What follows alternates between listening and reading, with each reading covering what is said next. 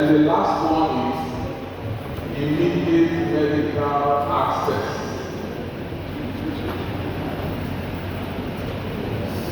So the first one, which I know that about the first one, immediate access. That simply means that if somebody collapses now, like I'm in this room with all of you, you're all face leaders, and I fall down. The first leader immediately comes to me and starts assessing me to now give me the necessary treatment. That's immediate access. That means that my chance of survival is what? Very high. But assuming this room was vacant, and it was at night, maybe around 9 o'clock, and I was alone in this room, and I suddenly collapsed. You know, most of you would have been in the hostel, have you? So before I can get that help, it will take a long while. That means my chance of survival is what? Low. By the time someone sees me, maybe 1 hour later, God protection, I could have passed on. It all depends on what happened to me. Do you understand? So that access to care, that immediate access to care, increases your chances of survival. So if somebody is there to now do what, give you that immediate access, and the person can start CPR when you need it, the chances of survival now increases even further. How many minutes does it take for the brain cells to start dying when there's no oxygen? Oral cancer. Somebody said it, so don't need it. It's 4 to 6 minutes. You can see how short the time is, right? So imagine somebody now stays there for much longer and there's no oxygen to the brain. That means that person likely to die. You understand? So that's what I'm talking about. So if that person collapses and somebody is there on time to now start care for that person and start CPR for that person, his chances of survival increases. Then there's something we call the third one, which is the AED. AED is automated external defibrillator.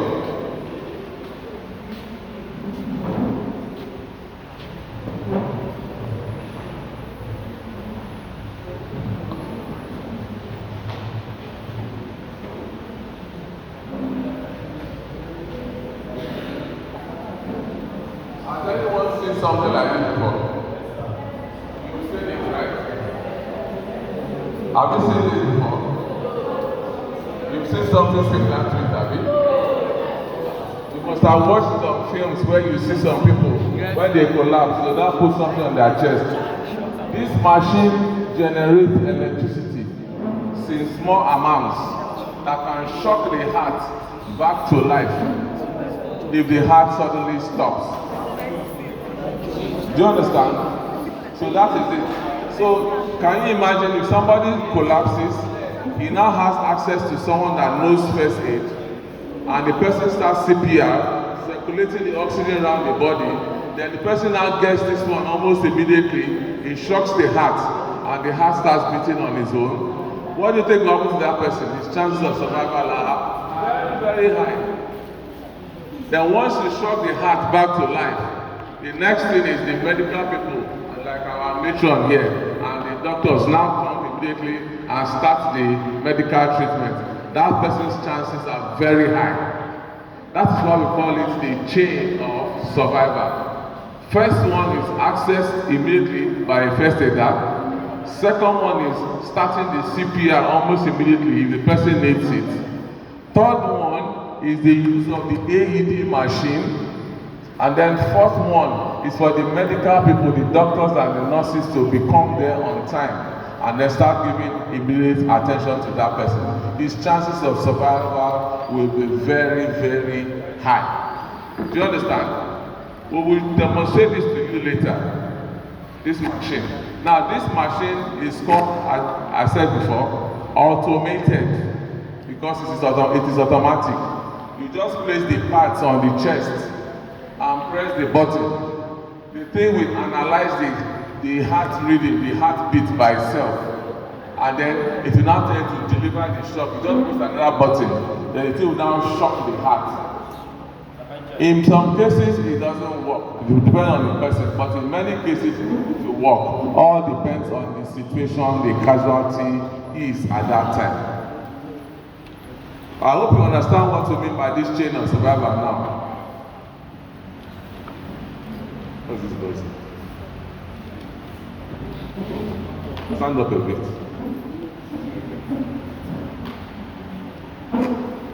So, the four things in the chain of survival, one is what? Immediate life. We first said that. Two is what? Immediate fear. Two. Three is what? Immediate fear. And then four is what? Medical care. That is good. So you can see that this chain must follow themselves to give the person a good chance, or very good chance of survival. So we'll demonstrate this to you much later. Adult patient. If the patient is a child, press the child button. Remove clothing from the patient's chest. Remove packet and apply pads onto patient's bare skin. Apply pads as shown in the pictures. Remove packet and apply pads onto patient's bare skin. Apply pads as shown in the pictures. Remove packet and apply pads onto patient's bare skin. Apply pads as shown in the pictures. I just put that one to tell you that while automatic the thing is, you don't need to do too much. Once you remove the machine and you put it on and it's working, if these are the parts, this thing here, there are two of them. You place it here and under the armpit or axilla of the patient. Once you place the part, you now take the next step to take. So that's why it's automatic. Anybody can use this machine. There is no big deal about it. All you need to do is follow the prompts, follow the instructions that the machine is giving you. After you've applied the part, the next thing is likely to tell you is this: stay clear from the patient. So you stay away from the patient. Then the thing will now analyze the heartbeat of the patient. Then it will now tell you shock is advised. You press the thing, it will now deliver the electricity back to the heart. After that one, it will tell you continue your CPR. Then you now continue the whole step again until it can tell you stop. That is how automatic it is. So you can see that most things in first aid, they are not difficult. All you need to do is just pay attention and understand what you need to do for that casualty. Is that okay? Good. So we'll get in touch with, we'll see more of this one much later.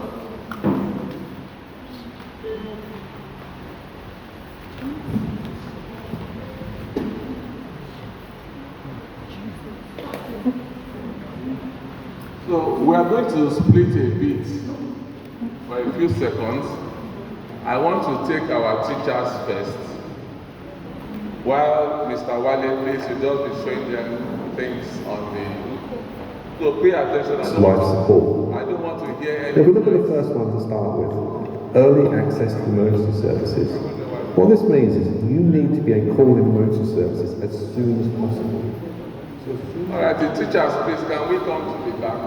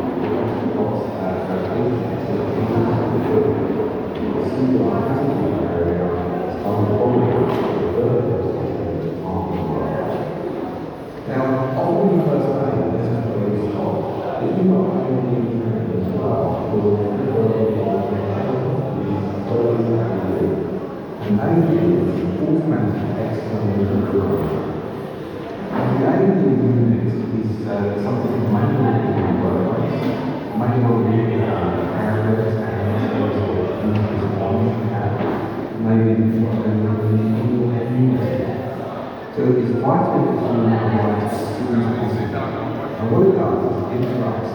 abnormal friction in the heart and hopefully resets the heart into normal again.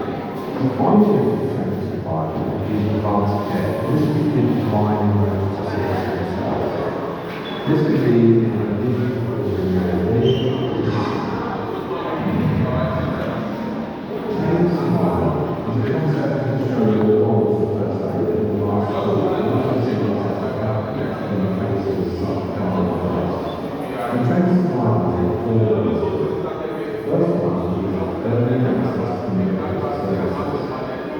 second part, early CPR. Third, early ICD. And fourth, early advanced life support. If we look at the first one to start with, early access to medical services. What this means is you need to be according to the services as soon as possible. So as soon as you find out this person is ill,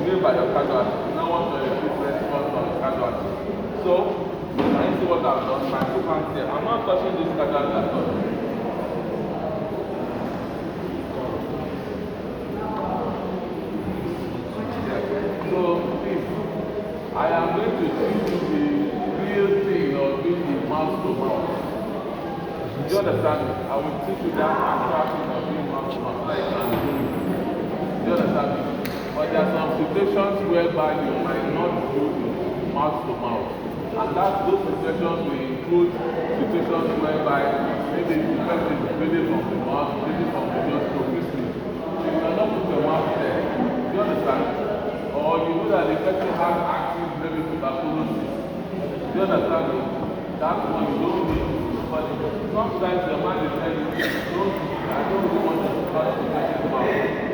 In that situation, you just continue just the chest compression alone. Hope you understand. But it doesn't mean that you cannot help somebody. Now, the rationale they give behind giving somebody mouth-to-mouth is very simple. You know, this shortage of not just blood, but the oxygen that is the major thing that is short in the cell that will kill that cell. Not the about right or to say no. After all, we can do 40 days fasting and not long. But there's nobody that can do 15 minutes fasting about okay. It's not possible. That's too much time. Do you understand me? So that is why that oxygen inside the air is extremely important. So that's why we can do this mouth-to-mouth because we want to give the casualty oxygen, deliver oxygen to the casualty. Hope you get it. So,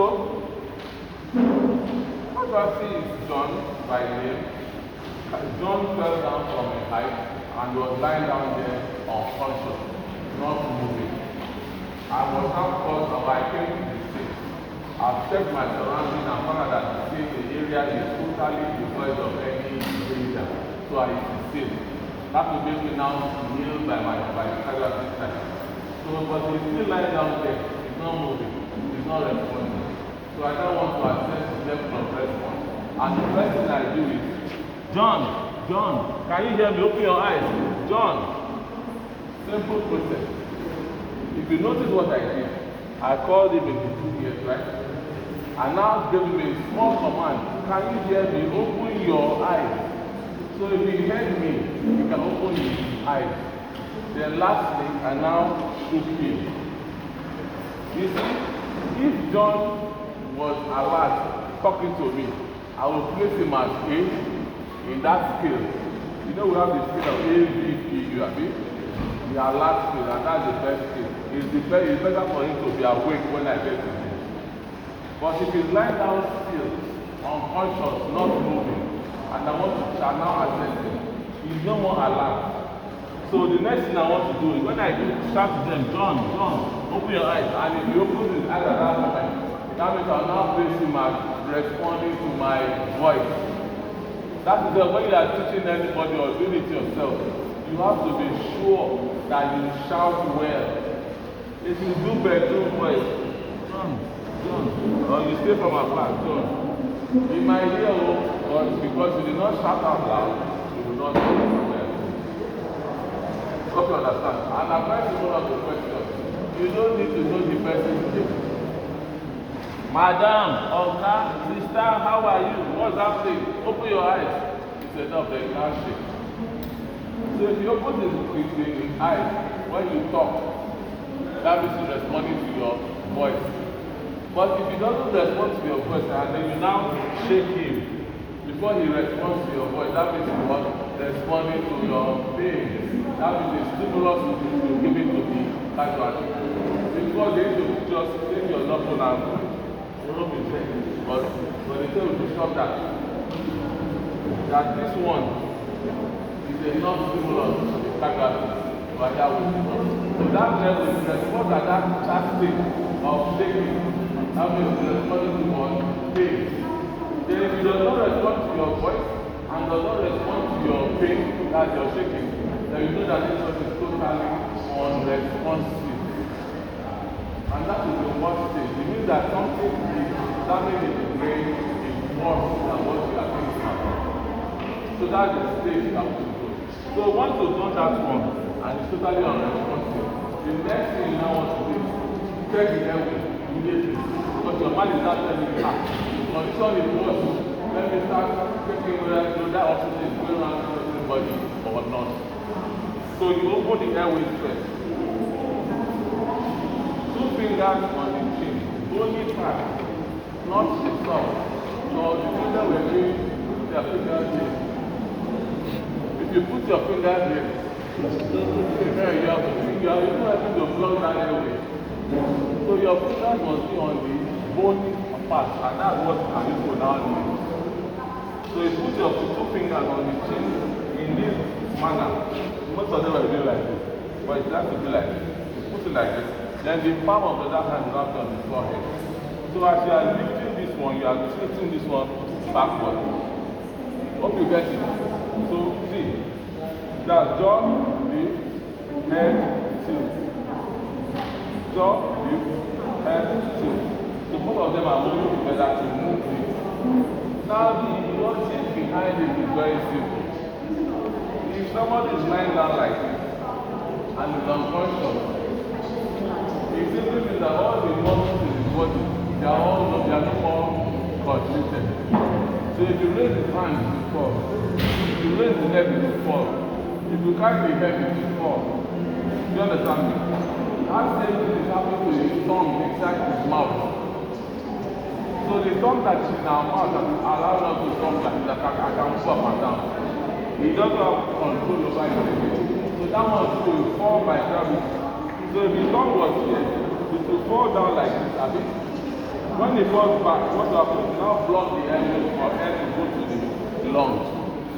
But if you do this thing like this, you have pulled that tongue up so that there's air, there's space behind the tongue for air to pass through to enter into the lungs. Some people, if they are unconscious, they are not breathing at that point. When you just do this and air enters, you just become. Do you understand? So it's a very important process. And anytime you open the airway, you must leave that airway open continuously until you are ready to do chest compression. Because some people just do this, they open the airway, let's say they'll leave it and go like this. You don't have to tell it. Because you have allowed the tongue to drop back again. So you must try and maintain it. So once you open it, keep it like that. So when you do this, when you are getting the breathing, getting the circulation, you must keep it open. Guys, what I've done, I have opened it and I have maintained it with this hand. Do you understand? So I've opened this airway. Before you now check the breathing of the person, what do? Gently open the mouth and look inside. Why do you think I'm looking inside the person's mouth? Any idea? Tongue. So you pull the tongue up already. So the tongue should have come up when you do this. Any idea? Passage of air. You check it. That's partially to check if there's anything inside the person's mouth that can also help to block that airway. He might have been eating ever or banana and then it collapsed. When you check inside the mouth, you look for any of those things. Some people have artificial teeth. When they fall down, the teeth can dislodge it. And then they hang it there and block that airway. Hope you understand me. So that's why you gently open the mouth and look inside. Don't put your finger inside the person's mouth unless you see something that is there. Do you understand? And the reason is very simple. I might have a denture, but it has not come up. If you just put your finger in the palm inside, you will now remove the denture and push it inside the airway and go and block the airway. That's why you don't put your finger unless you see something there. So if you don't see anything and you open the airway, keep on opening it and be keeping your hands like this and be keeping the airway short, just look. Then the next thing after the airway is what? Breathing a bit. We are calling it D-R-E-D-C. We've done the airway, opening it like this. We're not getting the breathing. So to check the breathing and to measure destiny, your cheek will be over the nose and the mouth, while your eyes will be on the fragment chest. So what you are looking for in cheek is the breathing, the air that is pushing in and out of the fragment will be touching your cheek, while your eyes is looking for the rising and falling of the chest. And on your breath, after you count up to 10 before you now stop checking. So you just do that.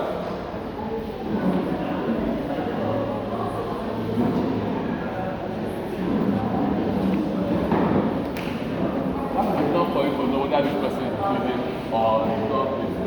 Hope you understand. So after you check that breathing, you know we said this person is not breathing at all. So you now know that he is not breathing. The next thing is to check the circulation. And what do? To the neck. That place you mentioned, to the neck. Just put your finger there. No pulse, no circulation. Do you understand? So the combination of unconsciousness, no breathing, and no circulation means you must start your CPR immediately. Do you understand? So once you check all those ones, that's the only time now you can now release your hand because you want to keep chest compression. So you now go release your hand, come to the chest level. You can see I'm moving. I'm not staying in one position. If I stay here to go on this one, my back is happening. So I have to move to this side of the chest. And I move again to the chest level and start my CPR.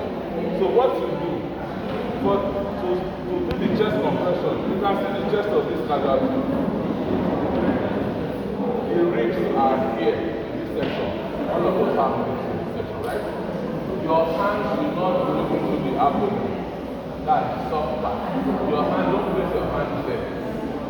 Your hand should not go at the upper part of the chest either. There's a particular position where you must place your hand. And the part of your hand you must place on the chest is the heel of your hand.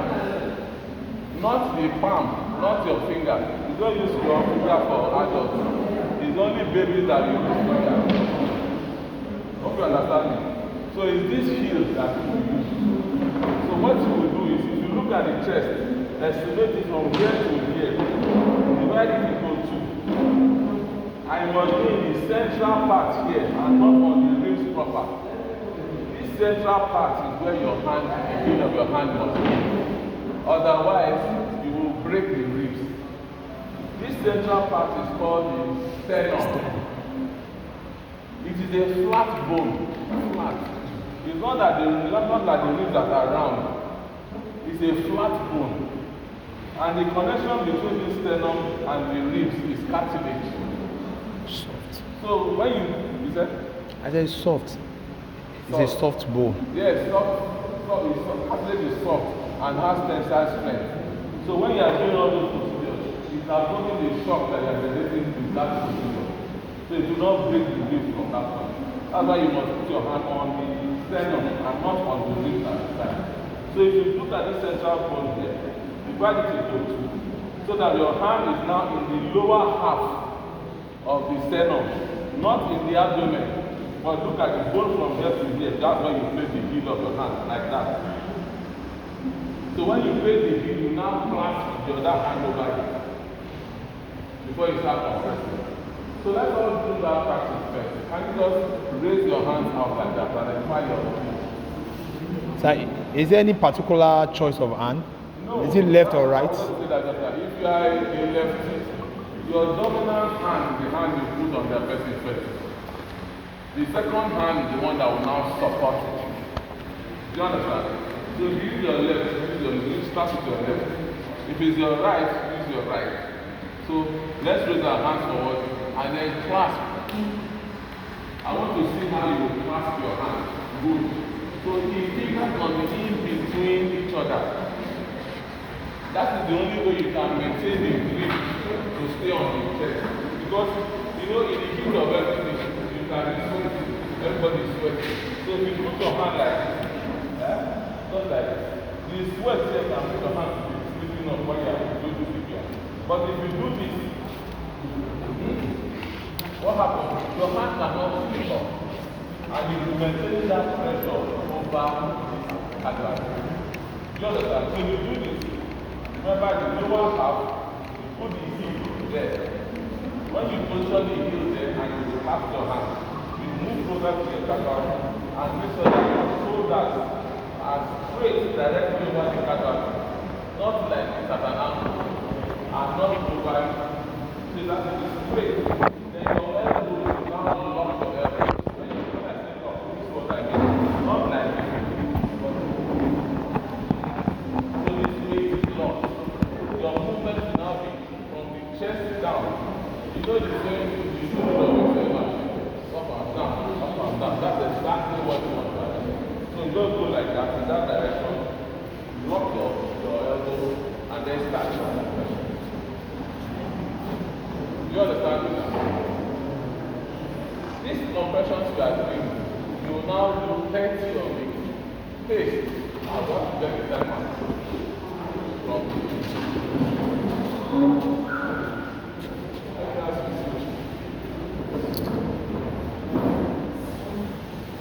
so we now put and in this way.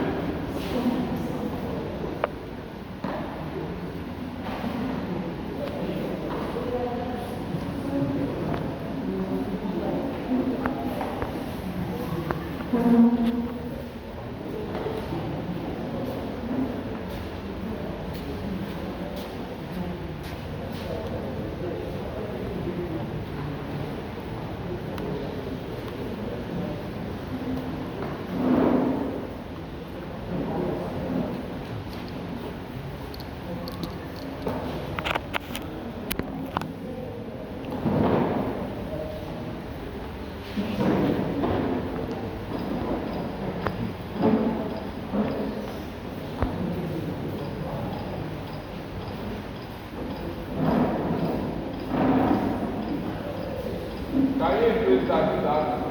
Can you increase it? Yeah? Okay. So there's a rate which you must follow. That's a certain speed. You understand me? You don't go at any speed you like. Like you place your hand like this now, and you start doing, you are not doing anything for this person. All you are doing is just shaking the hand up and down. Without any force.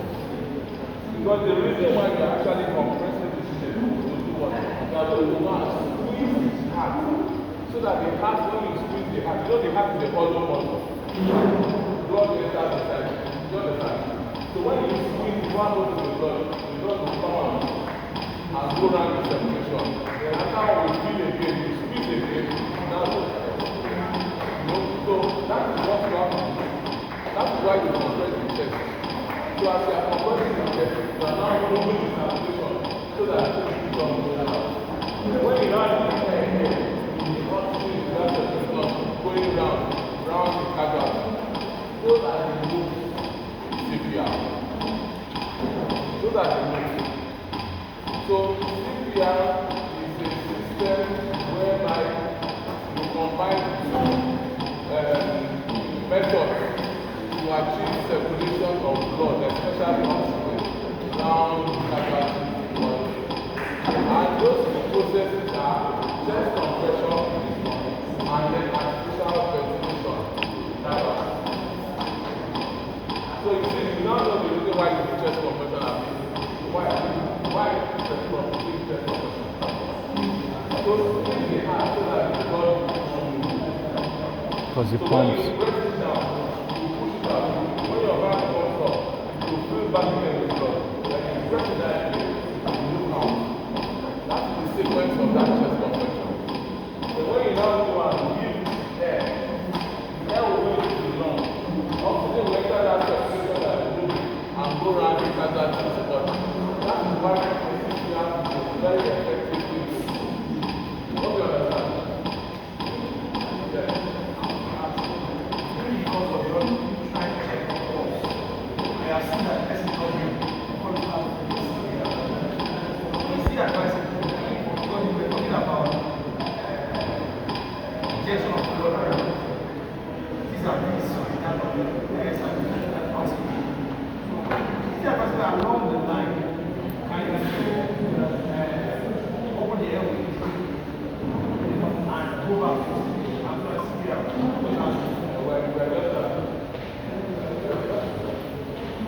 So let us move along. I'll answer that question. So what you now do is place your hand. I am starting to play. Starting timer.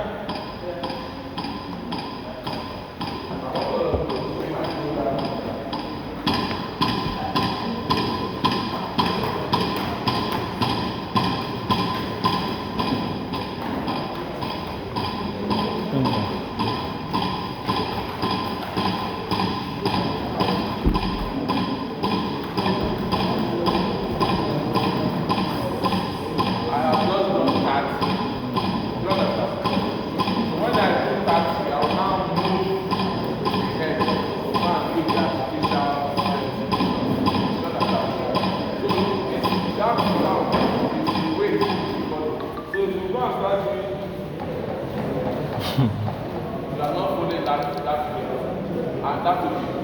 effective chest compression because nothing will move it. You see, at the same time, if you don't go too slow,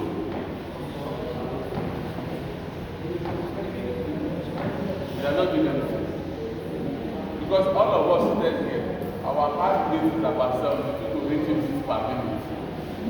So if you now give this one and you are giving 30, are you doing anything for the person? You are not doing anything for the person. You have to try and simulate the heart rate so that the effective circulation of this oxygen goes down the casualties body. Do you understand? So you do that 30 times, then you now move to the head and give the air. So this is how you give air. 2 fingers on the chin, the palm on the forehead, open the air. You cannot give air when the air is closed because it will not enter. So you have to open it first. Once you have opened it, you will now blow the air. So once you've done this, with your fingers here, hand on the air forehead, release this and close the nostrils. Do you understand?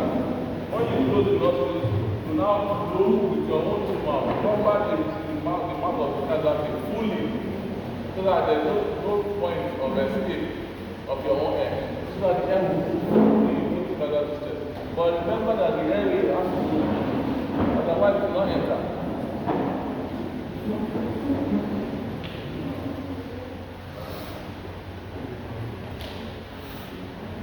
Is this right? Let us compare it to this one. I've closed the airway. Is it right? Is it right? But when you open the airway,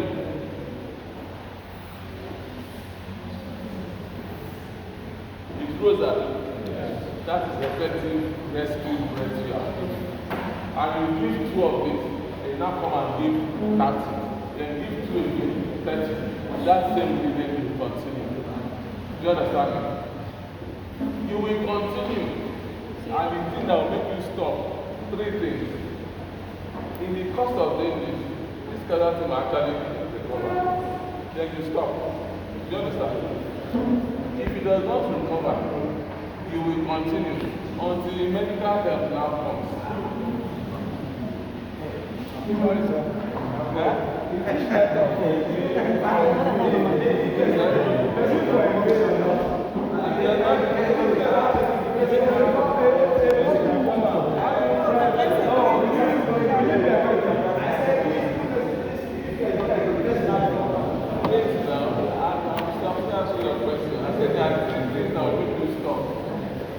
The third one is if you are exhausted and there is no other person around here to help you.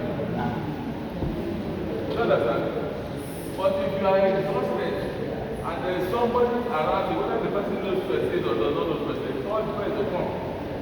You will teach that person, you feel like you put your mouth, then you rest, and then you continue. You understand what I'm saying? You said? There's nobody around you, you have it for quite a while, and you are told that you have to feel yourself. You stop. You have done your best.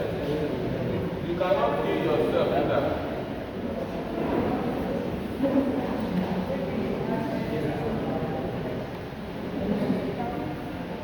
That's what I just said. What did I say just now? I said if you have tuberculosis or the person is breathing too much, you don't get it. Because I said if you don't feel like doing it, don't do it. That's still 3 things. If you don't feel like doing that mouth to mouth, don't do it. So in that instance, when you don't feel like doing it, or you know that the person has tuberculosis, or you can see that the person is breathing blood everywhere, all you need to do is just continue the chest compressions continuously. No mouth to mouth, just chest compressions continuously.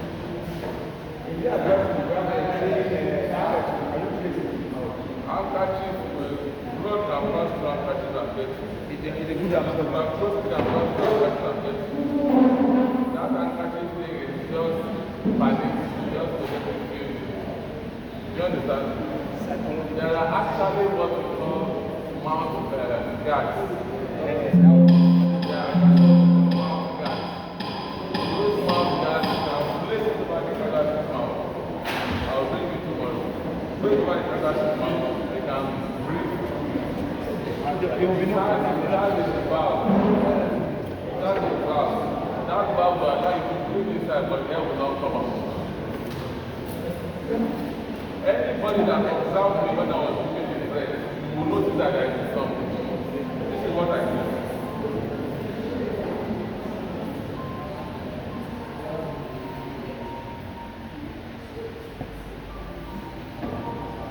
After each bread, when I breathe in, I raise my head up. So that when the air is coming out of the cavity, I will not stop. That is also protecting me and the lesson for that. So don't do this.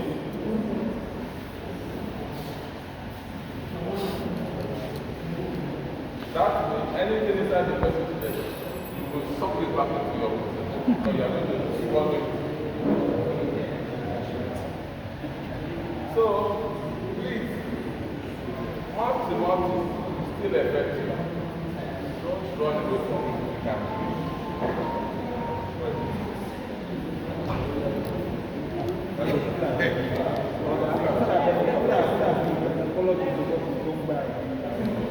Lọ́pọ̀ torí ó jẹ́ ìyàwó tó ń pàtàkì.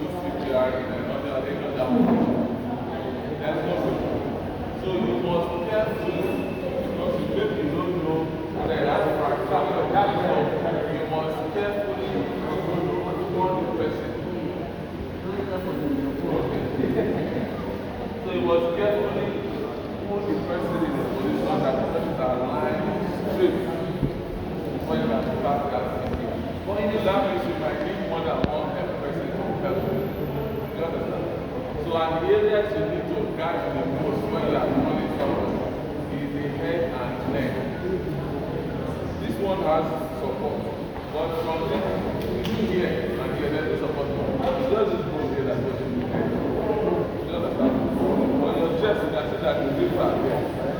The other place to quantify that is the efficiency between the entry and your waste. It's just the same. But at least you still have some quantity of fat and things here in textile to help you find it. You understand?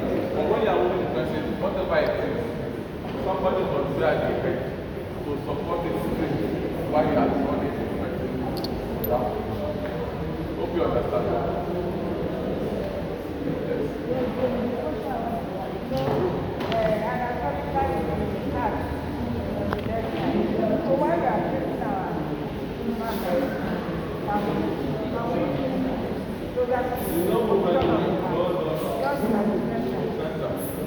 If you move to the left, you will Sir. break all the things there. Sir. Now, let me tell you about the heart. Since you mentioned the anatomy of the heart. The heart has two portions. There's the upper part that is the auricles, and then the lower part that is the ventricles. The ventricles are the muscular.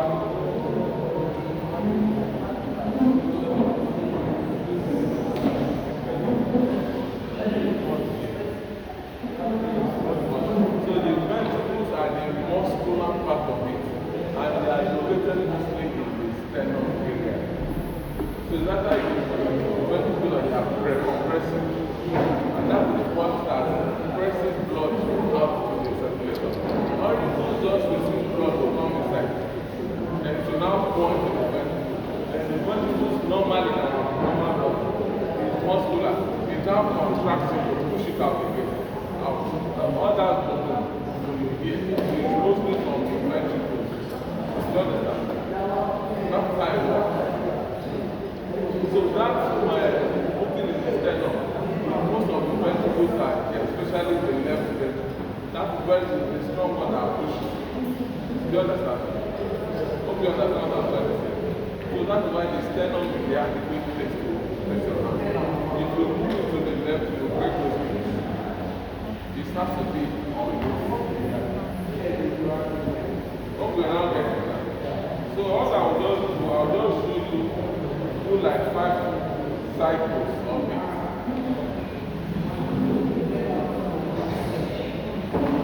Now, to protect all of us here, we have, after you've done your, please, take control. That bottle we have is ventilated spirit. So you spray it over the water, clean it up.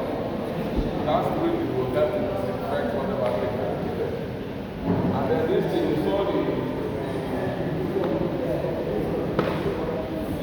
lungs. This is the lungs. When I blow, the air enters here, and that's what you saw right here now each time. So this one, but as you get somewhere in the mouth, there's a valve. So when you breathe inside, you can't take it back inside. You understand? But just for this thing, you see, once you blow your spray, I like to just dry up your, and then the next person can now.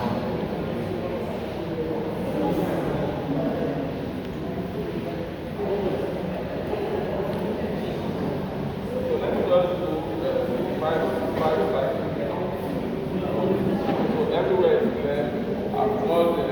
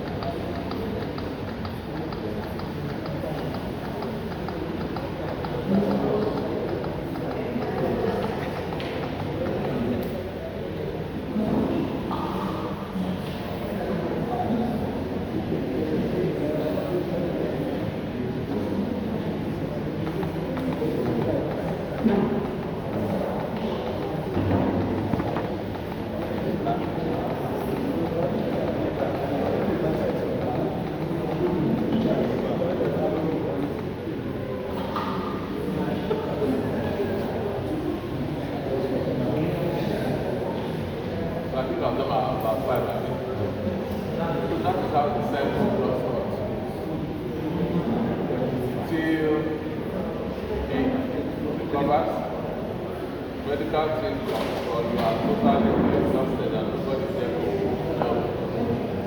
You understand? But remember, you must always call for help. You are not a superhuman being. You understand? So you must always call for help. During the stage of your assessment of the person, when you schedule the person is not responsive, and you check it out breathing, you send somebody to go and call for help. Even once you see that it's not responding, you tell someone, please go and call ambulance, and before you now start working on it, catch up. You understand? And we use this your environment. You have your hospital, your clinic there, so if the student collapse somewhere around here, stand up, you don't respond. Don't shout on everybody. Go and call the matron, go and call the sick bay, go and call the people that are standing, then you now start. And it is not wise, it is not wise that you are responsive and probably not doing it. That you now start pushing before you get there. You understand? Ask them to pass on. You understand? It is better that you know this thing, and you can assist inside this hall before they now come. Hope you understand what I'm trying to say. It is better than a student collapses here. Before you now rush into the collapsing next year, anything can happen. Hope you all understand. So we'll come to the practical session for you. Everybody will come and take one copy and practice. But before we do that,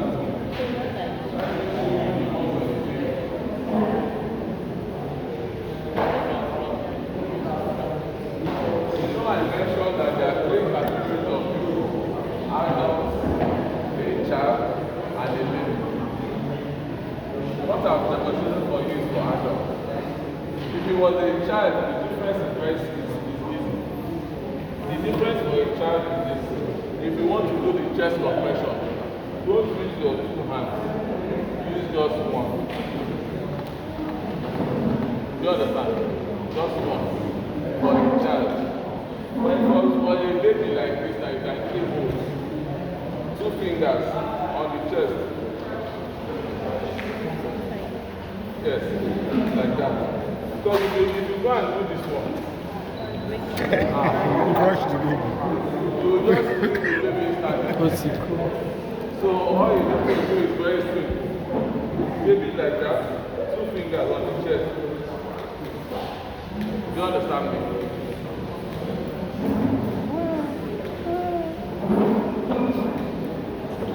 The same ratio has to be, doesn't change. So start it like that. Once you got to start it, you know, as I told you, the baby's mouth and nose, this mouth is too small for my own. So, but my mouth can cover both the nose and the mouth. So just blow everything inside there. But you still open the airway. You must still open the airway. Enough.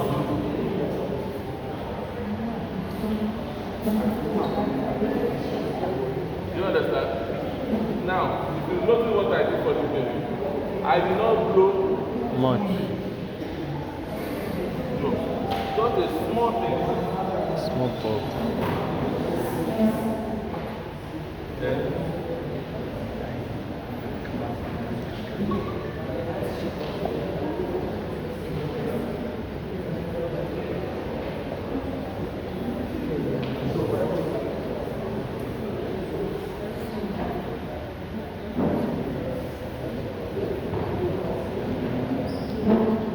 hope you understand it now. So that's the difference between a baby, a child, one hand, and adult hand.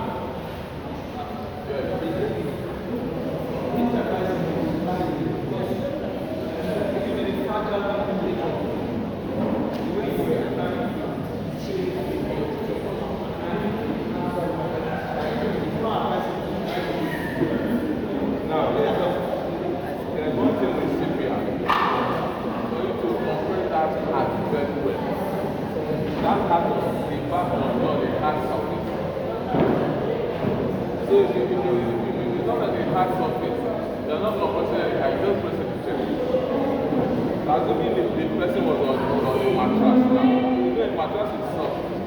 So if you press the mattress and the person will go inside. So if you are pressing, you're not pressing anything. So it is a very firm surface. For you to do it, press, and you are sure that the resistance is there at the back to compress again. Otherwise, you're not doing any chest compression. Yes. Sir, is it also advisable, as you said, can you also put something like a pillow, or will you also leave the baby flat on the floor? Like for head, since at times you say that you are not meant to like put. They are looking for the comfort of somebody when somebody is dying. You all those of it. I've done it before. Early in the morning, I slept in the because and I wasn't living beside me. I was somewhere in school. They told me that somebody is not bringing me. One girl, they known as Marcy, but she wasn't with me. I came to my car, the car did not start. I climbed the car and I got to the gate. Didn't allow a car. I stopped at the gate of the car and I said, I ran to the school of nursing. What I saw, I was shocked. Because it was the doctor that went there and the nurses on his bed. They were doing like this. I just went there and removed the girl off the bed, put on the 12th floor. And as maybe I started, I didn't take up to like four cycles. She just moved up. If not to them, she's gone.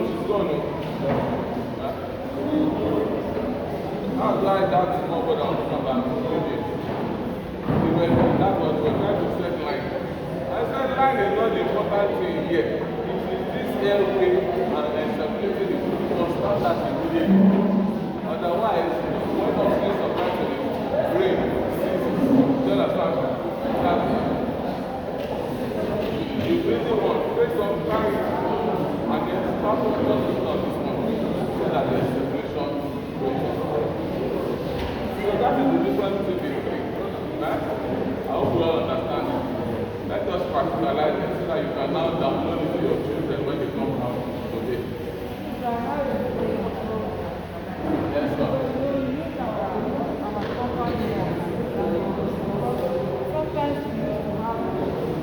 Are you catching our questions?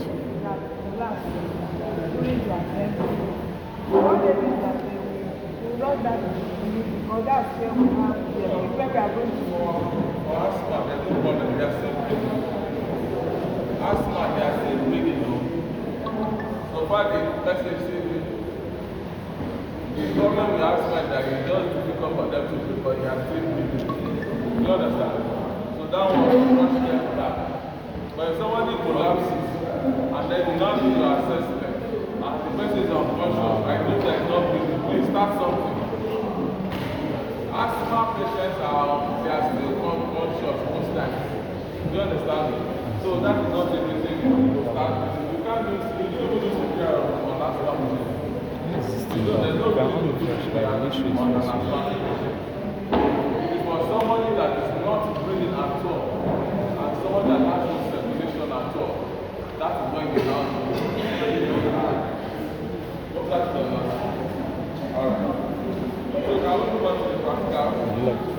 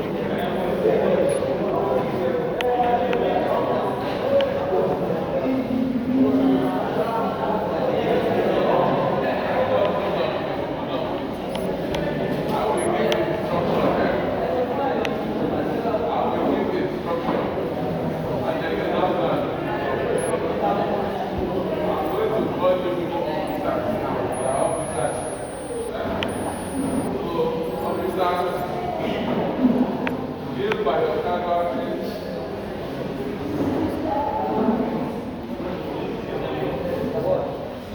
They are taking you.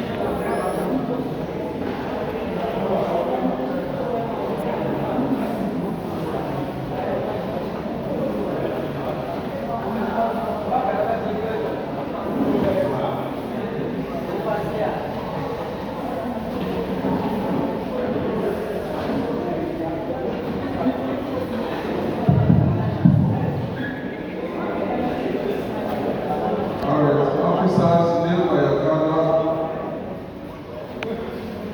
Move closer to the casualty.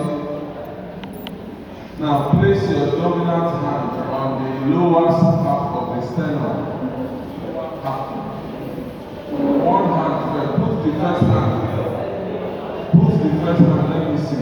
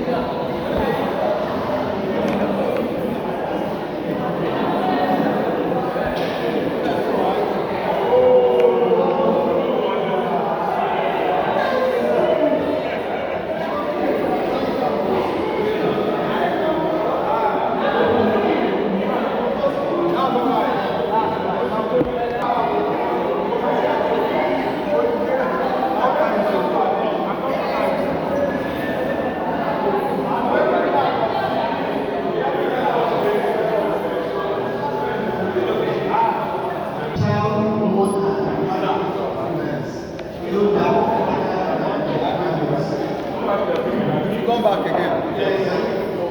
One hand for child. Yes. You have infants, two fingers, child, one hand, adult, two. Yeah, you see your position. Yes, I use that child.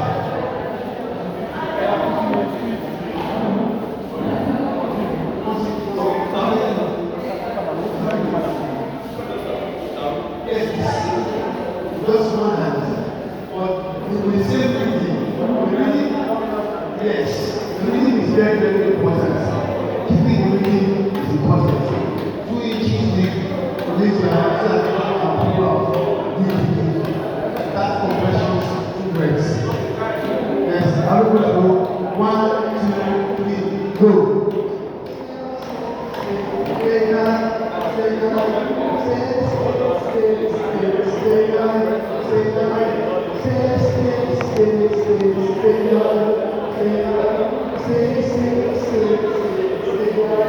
Stay